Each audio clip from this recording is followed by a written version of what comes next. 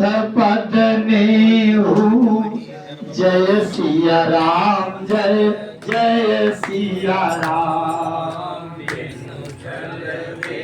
विश्वनाथ पद नेहु जय सिया राम जय जय सिया राम। राम भगत कर लक्षण एहु जय सिया राम जय जय सिया राम। राम भगत कर लक्षण एहु जय सिया राम जय जय सिया राम। राम होइया काम जो छल तजु सेई जय सिया राम जय जय सिया राम। होइया काम जो छल तजु सेई जय सिया राम जय जय सिया राम। भगत मोर देहि शंकर देहि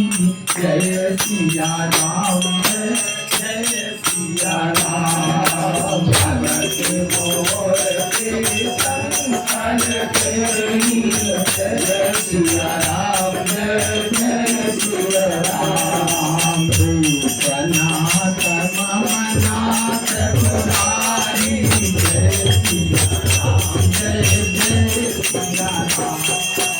विश्वनाथ मखनाथ पुरारी जय सिया राम जय जय सिया राम। महिमा भुवन विदित तुम्हारी जय सिया राम जय जय सिया राम। महिमा भुवन विदित तुम्हारी जय सिया राम जय जय राम तुम त्रिभुवन गुरुदेव पठाना जय सिया राम जय जय सिया राम। तुम त्रिभुवन गुरुदेव पठाना जय सिया राम जय जय सिया राम। सान दूर पावर का जाना जय सिया राम जय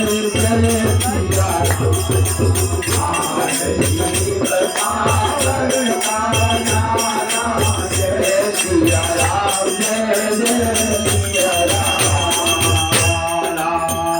बोलिए शंकर भगवान की जय। श्री सीतारामचंद्र भगवान की जय। राज सुरेश 50 को कवितावली का छंद आया। राज सुरेश 50 को विधि के कर को जो पटो लिख पाए। पटो लिख पाए, पट्टा लिखना तो जानते हो। एसडीएम साहब ने 5 एकड़ का पट्टा लिख दिया। अच्छा, यहाँ जो अधिकारी पट्टा लिखते हैं उससे उच्च अधिकारी आ जाए तो पट्टा निरस्त भी कर सकता है, खारिज भी कर सकता है। लेकिन पूज्यपाद गोस्वामी जी महाराज कहते हैं विधि के कर को जो पटो लिखी पाए। ब्रह्मा के हाथ का लिखा हुआ पट्टा मिले जिससे ऊपर का अधिकारी उससे बड़ा कोई होते नहीं है, ब्रह्मा से बड़ा, माने खारिज करने वाली कोई संभावना नहीं। अच्छा, ब्रह्मा जी जब पट्टा लिखेंगे तो 2-5 एकड़ का लिखेंगे क्या? अरे भाई, प्रधानमंत्री अगर किसी को पुरस्कार देंगे तो 10-20 रुपया का देंगे क्या? तो कहते हैं राज सुरेश 50 को, सुरेश माने इंद्र, इंद्र से 50 गुना राज्य आपके नाम पट्टा। अब ब्रह्मा जी और क्या मिले? बोले पूत कपूत पुनीत प्रिया। पुत्र भी सपुत्र मिला है, पुत्र सपूत, सुपुत्र मिला है। अब पुनीत प्रिया पत्नी भी मिला तो बड़ी पवित्र, अच्छे कुल वाली, अच्छे स्वभाव आचरण वाली।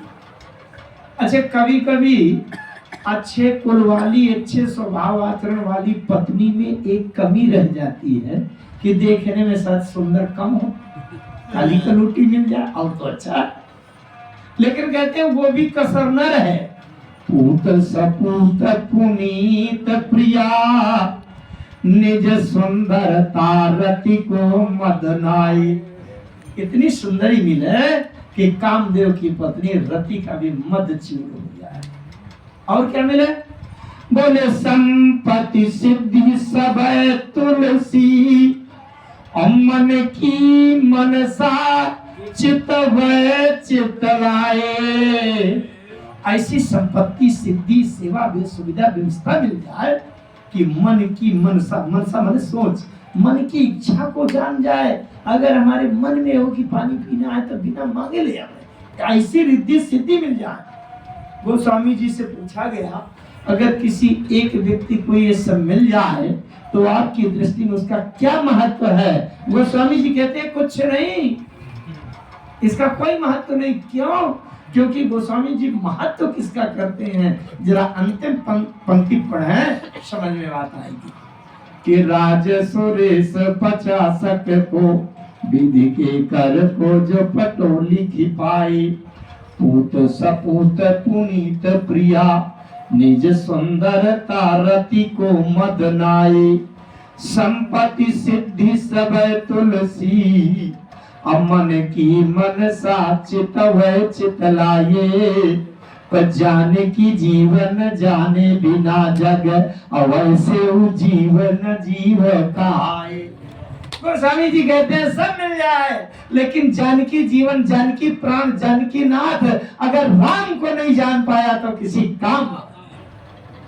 ये आइए राम, बड़ा अच्छा आज का समय है, पर्व है और बड़ी अच्छी धारा बह रही है।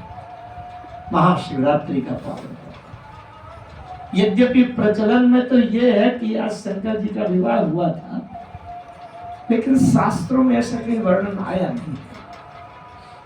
आज शंकर जी का विवाह नहीं, आज शंकर जी का शिवलिंग प्रकट हुआ था, उसकी शिवरात्रि प्रकट। लेकिन आइए विवाह में भी क्या हानि है?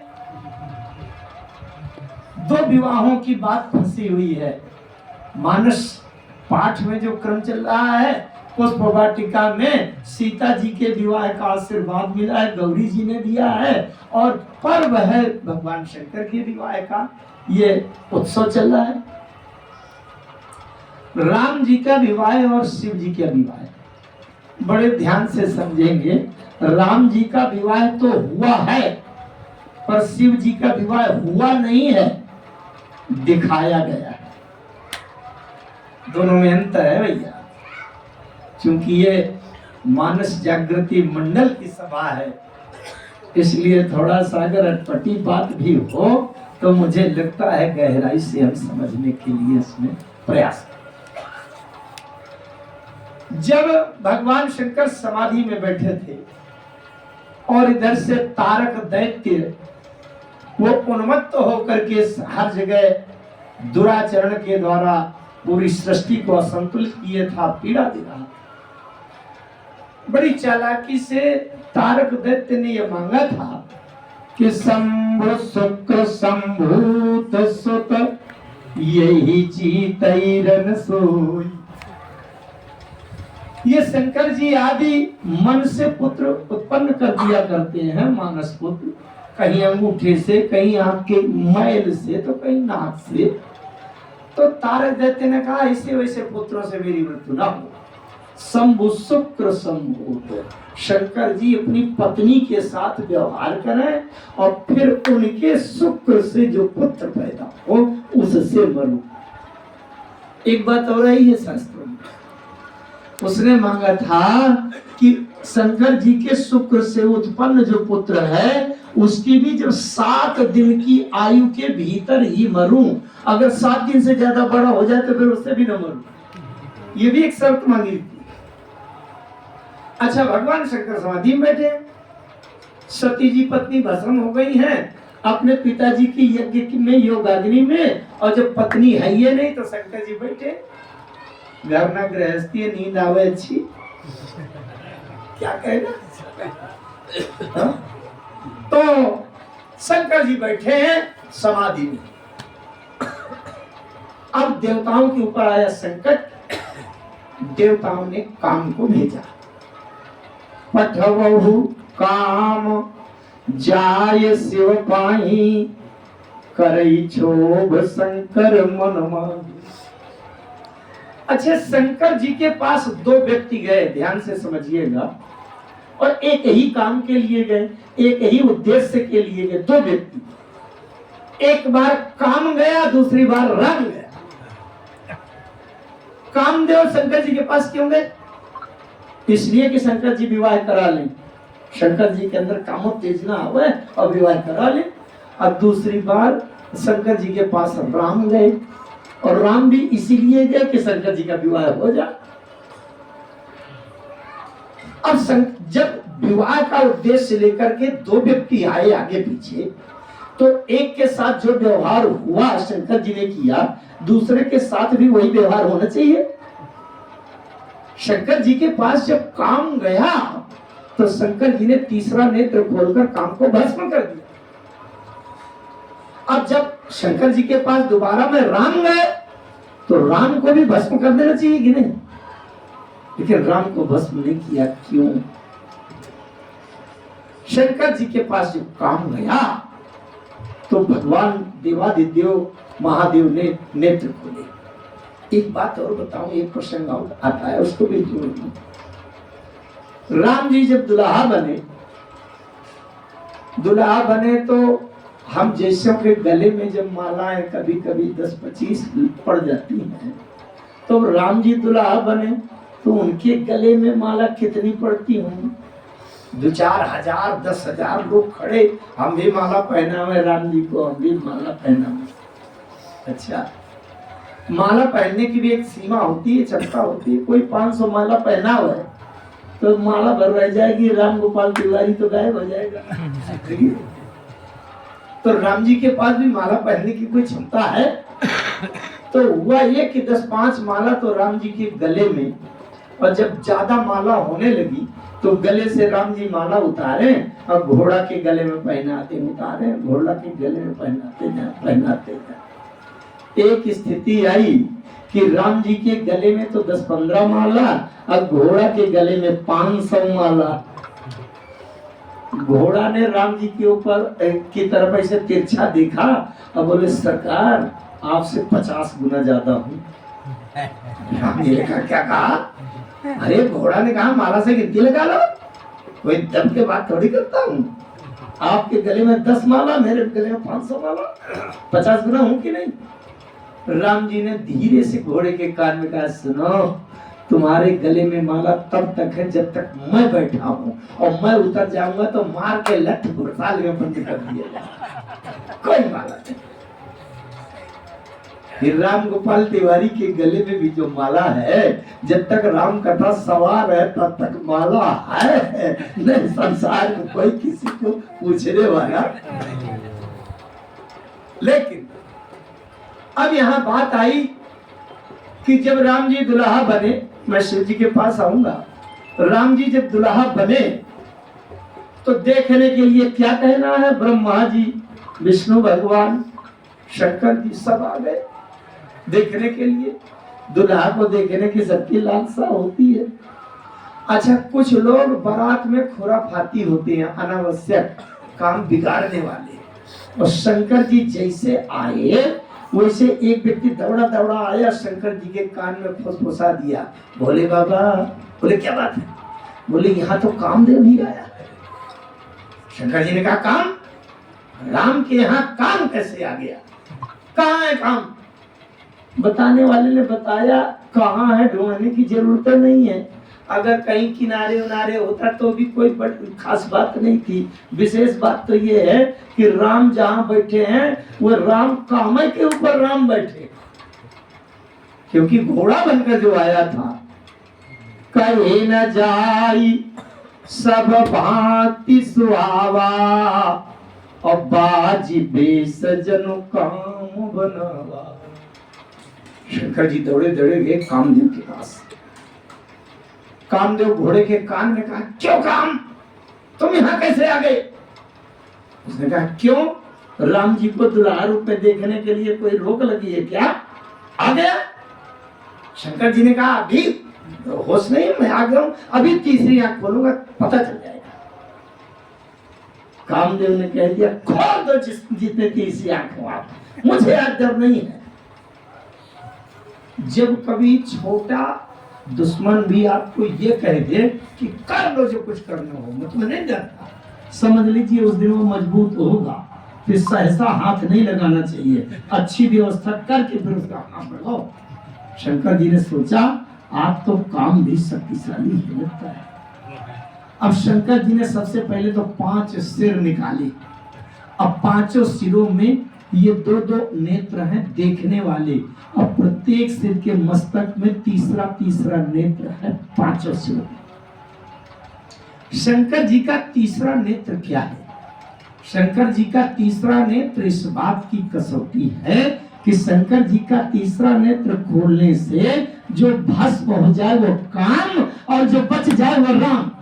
ये पहचान है शंकर जी के तीसरे। शंकर जी के 5 सिरों के मस्तक के तीसरे नेत्र खोल दिए, लेकिन कामदेव का एक भी बाल तक गर्म नहीं हुआ। शंकर जी समझ गए कि आज ये काम भी राम बन गया है। क्यों? जिस काम की लगाम राम ने थाम, वो काम भी आज बन गया राम। इसलिए शंकर जी के तीसरे नेत्र से भी कामदेव नहीं चला। कामदेव नहीं चला, लेकिन आइए फिर से लौट के भगवान शंकर के उस प्रसंग। भगवान शंकर के पास कामदेव आया और इसी उद्देश्य को लेकर के आया कि इनकी समाधि भंग हो जाए और शंकर जी विवाह करा ले। तो भगवान शंकर ने तीसरा नेत्र खोला, कामदेव भस्म हो गया। अब राम जी आए और राम जी कहते हैं, राम जी भी आए अब विवाह का प्रस्ताव लेकर के। राम जी कह रहे हैं जाए विवाह उससे ले जाइए मोहि मांगे देव। तो शंकर जी को राम को भी भस्म कर देना चाहिए, लेकिन भस्म नहीं किया। क्यों नहीं किया?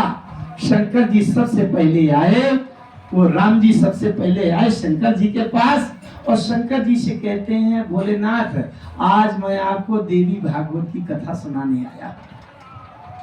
शंकर जी ने कहा बड़ी अच्छी बात है, सुनाओ। गोस्वामी जी लिखते हैं अति पुनीत गिरजा कई करनी अब बिस्तर सहित कृपा निधि बरनी। अति पुनीत गिरजा की करनी, गिरजा की करनी, गिरजा पार्वती जी की महिमा को विस्तार से वर्णन किया। और ये देवी पुराण सुनाने के बाद राम जी ने कहा भोलेनाथ पुराण सुनाया है तो आपको दक्षिणा भी तो चाहिए मुझे कि नहीं? अरे भाई जो पुराण सुना है उसको दक्षिणा मिलनी चाहिए। शंकर जी ने कहा मांगो। अब बिनती मम सुनहु शिव जाओ मो पर निज नेहु अजाई विवाह शैल जही यहाँ मोहि मांगे देहु। मैं अपने बल पर नहीं, अपने तेज से नहीं, अपने प्रभुता से नहीं, यह मोहि मांगे देहु। अच्छा, अति पुनीत गिरजा के करनी, इसका क्या तात्पर्य है? भगवान शिव के सामने जब जाएं तो सबसे पहले श्रद्धा देवी को धारण करके उसकी महिमा के साथ भगवान शिव के पास जाएं तो भस्म होने का खतरा नहीं है। अगर श्रद्धा के बिना सीधे अपने बल तेज पुरुषार्थ के बल पर जाएं, आक्रामक होकर के जाएं तो भगवान शिव की तीसरी दृष्टि से काम के रूप में भस्म हो। लेकिन राम जी तो श्रद्धा देवी की महिमा का गायन करते हुए और बड़ी विनम्रता पूर्वक किया मोहि मांगे देव।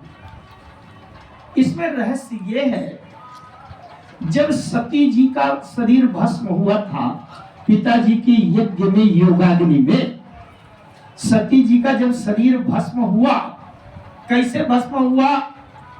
सती मरत हरिशन वर मांगा जन्म जन्म शिव पद अनुरागा। सती जी जब अपना शरीर भस्म करने लगी तो हरिशन वर मांगा। हरि माने राम का अर्थ होगा यहाँ हरि से। राम जी से ये वरदान मांगा कि मुझे भगवान शंकर से मिला दीजिएगा। तो राम जी की जिम्मेदारी हो गई। इसलिए राम जी ने जाकर के भगवान शंकर से कहा, चूंकि सती जी ने जब शरीर त्यागा, अते ही कारण हिमगिरि ग्रह जाई, अजनमी पार्वती तन पाई। वो चूंकि जब हरिशन वर मांगा और जाकर के पार्वती जी बनी, तो हरि माँ ने राम की ये जिम्मेदारी है कि जब मरते समय मुझसे प्रार्थना करके शरीर भस्म किया है। अच्छा, सती जी शंकर जी से अलग क्यों हुई थी? ये भी राम जी की महिमा है, क्योंकि सती जी के ऊपर माया सवार थी। जब सती जी परीक्षा लेकर के गई, भगवान शंकर ने पूछा, गई समीप महेश पद, हंसी पूछी कुशलात, लीन परीक्षा कमन विधि कहा उसके सब बात। सती जी ने कह दिया, कछु न परीक्षा लीन गोसाई। शंकर जी को बड़ा ये आश्चर्य लगा कि ये मुझसे झूठ नहीं बोल सकती, मतभेद तो हो सकता है, विचार तो अतिरिक्त कर सकती है, लेकिन झूठ नहीं बोलेगी, झूठ क्यों बोली? तो सती ने जब शंकर जी ने ध्यान लगा करके देखा, सती के ऊपर एक महाशक्ति सवार थी और सती से जबरदस्ती कह रही थी, झूठ बोलना पड़ेगा। अरे भाई, कोई आपकी खोपड़ी में बंदूक लगा दे और कहते तिवारी जी को गाली बको नहीं भेजा उड़ा देंगे, तो आपको तो गाली बकले पड़ेगा। लेकिन हम जब देख रहे हैं कि आप अपने आप गाली नहीं बक रहे, आपके खोपड़ी में बंदूक लगाए कोई बगल वाला खड़ा है और कह रहा है कि गाली बको, जबरदस्ती गाली दिलवाया। शंकर जी ने रहस्य देख लिया, सती ने स्वयं झूठ नहीं बोला, कोई जबरदस्ती बुलवा रहा है। एक महाशक्ति सवार थी और जिस शक्ति के सामने शंकर जी भी थरथरा के हाथ जोड़ लिए और परिक्रमा करके प्रणाम कर लिया। मानस में लिखा है, बहुरी राम मायहि सिर नावा, अप्रेरी सती ही जेहि झूठ कहावा। झूठ कहावा माने झूठ सती जी ने नहीं कहा, कहावा किसी ने जबरदस्ती कहलवाया है। इसका मतलब भगवान शंकर और सती को अलग अलग करने में राम की माया है कारण। तो राम जी के कारण जब अलग हुए हैं और सती मरत हरिशन वर मांगा, जन्म जन्म शिव पद अनुरागा। तो राम जी की जिम्मेदारी है कि बिछुड़ी हुई सती को अब अगला शरीर जन्म लेने के बाद मैं मिला दूं, ये मेरी जिम्मेदारी है। तो राम जी अपनी जिम्मेदारी पूरी करने के लिए शंकर जी के पास गए और राम जी ने मांगा, अब विनती मम सुनहु शिव, जो मो पर निज में हो, जाई विवाह शैल जही, यह मोहि मांगे थी। अब चूंकि बिछुड़ी हुई सती जी को अगला जन्म अगला शरीर धरने पर राम जी ने मिलवा दिया, तो वो पार्वती जी ने भी एक प्रतिज्ञा किया कि जब ये राम जी ने हमको बिछड़े हुए शिव पार्वती को मिलाया, तो अब मैं भी राम और सीता को मिलाऊंगी। ये पार्वती जी ने निश्चित कर लिया, जिसका आज मानस के पाठ में जब प्रसंग आया। अब सीता जी कहाँ गई? गई भवानी भवन दौरी, और बंदी चरण भोली कर जोड़ी।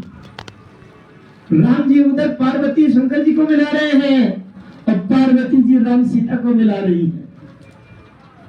अब जैसे वहां गई, सीता जी ने प्रार्थना की भगवती जगदम्बा गौरी जी से, और एक बात ये कह दिया, बस सदा उर सब ही के, मोर मनोरथ जानहुनी के।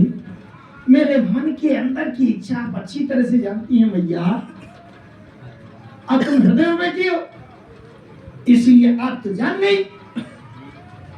गौरी जी ने कहा कि जैसा तुम्हारा प्रस्ताव वैसा मेरा उत्तर। गौरी जी ने आशीर्वाद दे दिया। सुन सिय सत्य आशीष हमारी, अपूजी मन का मना तुम्हारी। अब तुम कहती हो कि मोर मनोरथ जानो नहीं के, तो मैं भी कहती हूँ पूजी मनोकामना तुम्हारी। जाओ, जब पर्दे में बंद वाली बात होना है तो मैं भी पर्दे में बंद करे कह रही हूँ कि पूजी मनोकामना तुम्हारी।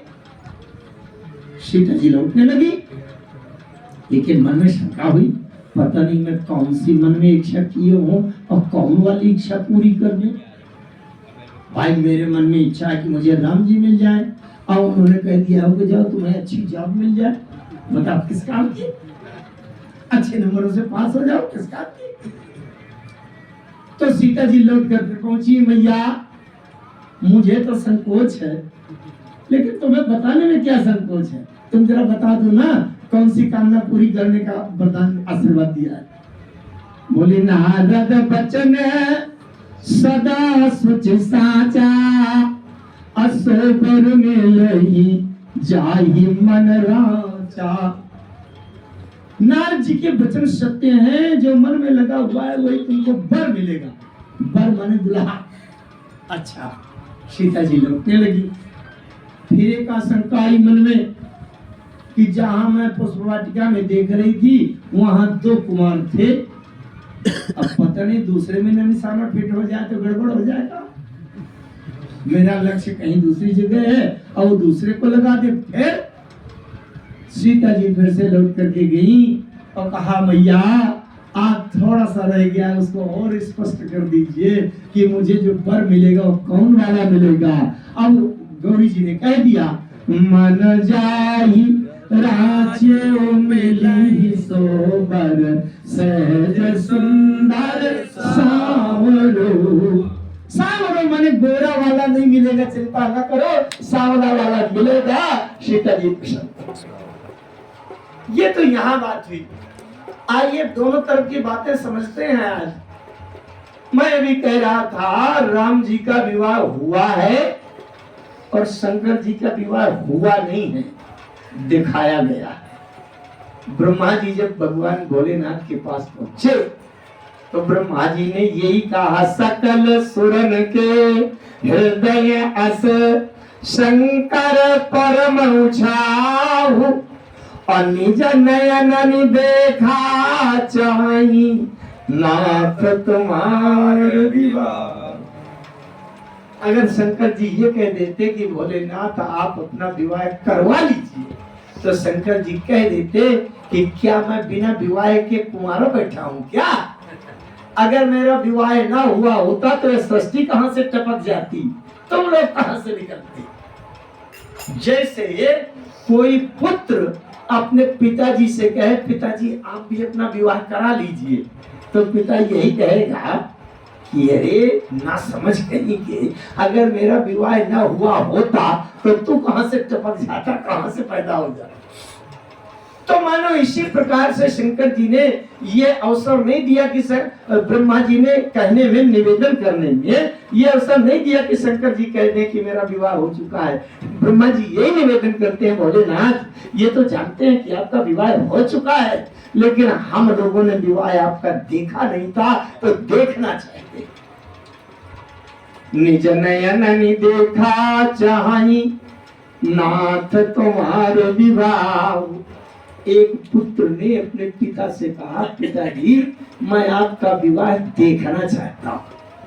तो पिताजी के विवाह में बढ़िया वीडियो रिकॉर्डिंग बनी थी, उन्होंने तुरंत सीडी कैसेट लगाया, बोले ये देख लो। सीडी कैसेट लगाया और पिताजी दुल्हा बने गए और विवाह हो रहा है। जब पंगत होने लगी तो वो सब रसगुल्ला खा रहे थे, और पुत्र ने देखा तो बड़ी जोर से दहाड़ मार कर रोने लगा। पिता ने पूछा क्यों रो रहे हो? बोले पिताजी सबको रसगुल्ला खिला रहे हो, मुझे रसगुल्ला क्यों नहीं खिलाया, मुझे बारात में क्यों नहीं लिवा गए? अच्छा, तो ये भगवान शंकर का विवाह केवल दिखाया गया है। थोड़ी मैं और गंभीरता की ओर चलता हूँ, हमारे शास्त्री जी ने बड़ा अच्छा वर्णन किया है। थोड़ा और गंभीरता की ओर चलता हूँ। शंकर जी का विवाह ब्रह्म दर्शन है और राम जी का विवाह जीव दर्शन है। ध्यान से समझेंगे दोनों बातें। राम जी का विवाह जीव दर्शन है, शंकर जी का विवाह ब्रह्म दर्शन है। जिसने अपने जीवन में काम को भस्म कर दिया हो और फिर वो दुल्हा बनकर विवाह भी करे और पुत्र भी पैदा करे, ये केवल ब्रह्म ही कर सकता है, जीव नहीं। अगर हमारे जीवन में काम भस्म हो जाए और हम ब्रह्मचारी हो जाएं, तो फिर विवाह क्यों करेंगे? अगर काम भस्म हो गया हमारे जीवन का, काम की शक्ति भस्म हो गई, काम की उत्तेजना अगर नष्ट हो गई, तो फिर विवाह क्यों करेंगे? विवाह का आधार क्या होगा? लेकिन राम जी का विवाह जीव दर्शन है। राम जी ने काम को स्वीकार किया और काम रूपी घोड़े के ऊपर बैठे, काम रूपी घोड़े के ऊपर बैठे। लेकिन भगवान शंकर के मन में एक प्रश्न आ गया कि मैंने तो सुना है कि जहां काम तहां राम नहीं और जहां राम नहीं काम, तुलसी कहो कैसे रहें रवि रजनी एक ठाम। और यहाँ तो मैं देख रहा हूं कि काम के साथ राम, काम के ऊपर राम। शंकर जी ने सोचा कि एक बार मैं भी राम जी को अपने ऊपर बैठने का प्रस्ताव करूंगा और फिर देखूंगा कि मेरे भी ऊपर बैठते हैं कि नहीं। फिर विचार आया कि राम जी तो वैसे मेरी पूजा कर देते हैं, तो मैं अगर कहूंगा कि मेरे ऊपर खोपड़ी में बैठ जाइए या कंधे पर बैठ जाए तो कभी नहीं बैठेंगे। प्रणाम करके हाथ जोड़ लेंगे, फूल और अगरबत्ती कर देंगे। इसलिए शंकर जी ने ये असली पता लगाने के लिए अपना रूप बदल लिया। क्या कर दिया?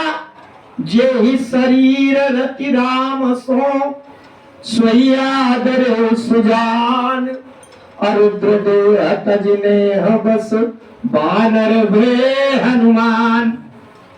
हनुमान बन करके किष्किंधा कांड के प्रारंभ में मिल गए। जब राम लक्ष्मण सीता की खोज में जा रहे थे तब हनुमान जी मिले, और जब हनुमान जी पहचान गए तो एक प्रस्ताव कर दिया, नाथ शैल पर कपिपति रहाई, सो सुग्रीव दास पर आई, तुम सन्नाथ मैत्री कीजिए, दिन जानते ही वे करीजिए। राम जी ने कहा, पहाड़ में रहता है तुम्हारा कपिपति, और पहाड़ में चढ़ने के लिए न कहीं से सड़क बनी, न सीढ़ी बनी, न रोपवे लगा, कैसे चढ़ेंगे? हनुमान जी ने कहा, सरकार उसकी चिंता न करिए, मुझे आप अनुमति दीजिए, आइए मेरे कंधे पर सवार हो जाइए। राम जी ने लक्ष्मण तुम बड़े आओ। दाहिने कंधे में राम, बाएं कंधे में लक्ष्मण बैठ गए और जैसे चलने लगे हनुमान जी। अब हनुमान जी चढ़ना है तो बड़ी ऊंची छलांग लगाएंगे। अरे राम जी ने कहा, भैया हम टपक जाएंगे, हमें डर लगता है, इतनी लंबी छलांग लगा रहे हो। हनुमान जी ने कहा, सरकार चढ़ाई में गाड़ी है, एक्सीलेटर कम नहीं होगा, नहीं बाइक मार जाएगी, इसलिए छलांग तो हल्की नहीं हो सकती है। अरे राम जी ने कहा, भैया गिर जाएंगे। हनुमान जी ने कहा, लेकिन पैर है, ये पैर लंबे करो तो आपके पैर में जोर से पकड़ लूं और आप मेरे सिर को जोर से पकड़िए, गिर रहे हैं, गिरने के लिए गिर रहे हैं। राम जी ने जल्दी से हाथ रखा, हनुमान जी के सिर में बड़ी जोर से पकड़ा। हनुमान जी ने कहा, सरकार आपको तो कहीं गिरने नहीं है, लेकिन जिसके सिर पर आपका हाथ हो जाए वो जीव गिरने से सुरक्षित हो जाएगा और उसका पतन नहीं होगा। हनुमान जी के भीतर तो शंकर जी घुसे बैठे थे। शंकर जी ने पूछ लिया, ये बताइए भगवान, आपका कोई नियम सिद्धांत है कि इसे मनमुखी आचरण किया करते हो? बोले क्यों, क्या बात है? अरे बोले, मैंने एक बार देखा था तो आप काम के ऊपर भी बैठे थे और आज ब्रह्मचारी को भी नहीं छोड़ा।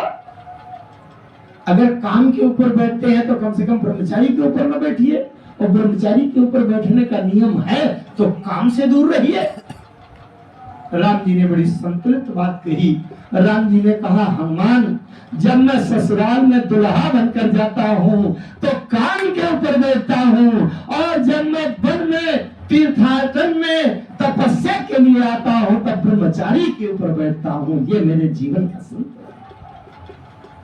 अच्छा, दूसरी बात ये कही राम जी ने कि जब मैं काम रूपी घोड़े के ऊपर बैठकर जा रहा था जनकपुर में, तो भी भक्ति की सीता को पाने के लिए जा रहा था, और यहाँ ब्रह्मचारी के ऊपर बैठा हूँ तो भी सीता भक्ति की खोज के लिए जा रहा हूँ। इसलिए बैठ कर चाहे जिसमें जाऊं, मेरे जीवन का उद्देश्य है कि भक्ति की सीता पाना। तीसरी बात राम जी ने कही कि हनुमान तुमने देखा होगा ध्यान से, जब मैं काम रूपी घोड़े के ऊपर बैठा था तो काम की लगाम मैंने अपने हाथ में ली थाम। इसलिए काम स्वतंत्र नहीं है, मैं जहां ले जाना चाहूंगा वहीं काम जाएगा। लेकिन जब मैं ब्रह्मचारी हनुमान के ऊपर कंधे पर बैठता हूं तो कोई लगाम नहीं लगाता। ब्रह्मचारी मुझे जहां ले जाना चाहे मैं वहीं चला जाता हूं, क्योंकि ब्रह्मचारी के ले जाने में कहीं जीवन में पतन की संभावना, आशंका नहीं। ये संतुलन है। भगवान शंकर पर आइए, जो भी दृश्य का वर्णन किया जा रहा था, मैंने अभी एक बात कही कि भगवान शिव का जो विवाह है ये ब्रह्म दर्शन है।